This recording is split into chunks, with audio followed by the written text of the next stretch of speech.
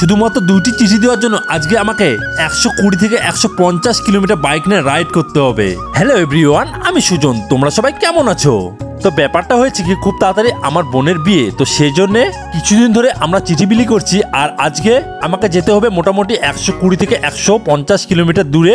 তো দেখো, কিছু কিছু আত্মীয় আছে, সেগুলো বাড়িতে গিয়ে চিঠি না দিলে হয়ই না, ফোনে সবসময় বললে তো হয় না। তো সেই জন্য আজকে কিন্তু আমি চিঠি নিয়ে বেরিয়ে গেলাম তাদেরকে নিমন্ত্রণ করার জন্যে। আর বেরিয়ে আজকে বাড়ির পাশে যে পেট্রোল পাম্পটি রয়েছে সেখানে আমি তেল তুললাম না। আমাদের বাড়ি থেকে মোটামুটি 10 কিলোমিটার দূরে আরেকটি নতুন পেট্রোল পাম্প হয়েছে, তোমরা দেখতে পাচ্ছ। এই পেট্রোল পাম্পের মধ্যে কিন্তু আজকে তেল তোলা হলো। যাই হোক, আমি আজকে যে জায়গাটিতে যাচ্ছি সেই জায়গাটা কিন্তু একেবারে পুরোটা গ্রাম্য পরিবেশ, এবং তোমরা দেখতে পাচ্ছ রাস্তাগুলো কতটা সুন্দর। আর আমি যে দুই ধারে দেখাই, দেখতে পাবে পুরোটা কিন্তু ধানের জমি, একবার লাস্ট পর্যন্ত কিন্তু ধানেরই শুধু তোমরা জমি দেখতে পাবে। এক কথায় তোমরা বলতে পারো পুরো কিন্তু একটা গ্রামের মধ্যে আমি যাচ্ছি।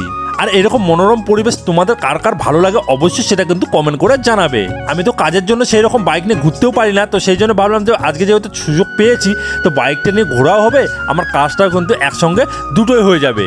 এবং যেতে যেতে রাস্তার পাশে একটি কালী মায়ের মন্দির দেখলাম, তোমরা দেখতেই পাচ্ছ। এটা হলো ছিন্নমস্তা কালী মা নাকি এটার নাম। যাই হোক, তোমরা দেখতে পাচ্ছ এরকম মূর্তি বা এরকম প্রতিমা তোমরা কখনো দেখেছো কিনা সেটা অবশ্যই আমাকে জানাবে। আমার তো দেখেই গাটা শিউরে উঠলো।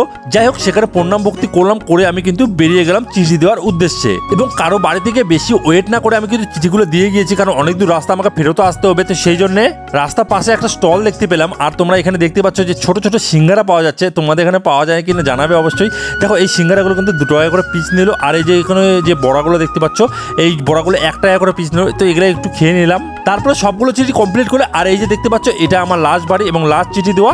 এটা দিলেই কিন্তু আজকের মতো আমার চিঠি দেওয়া কমপ্লিট হয়ে যাবে।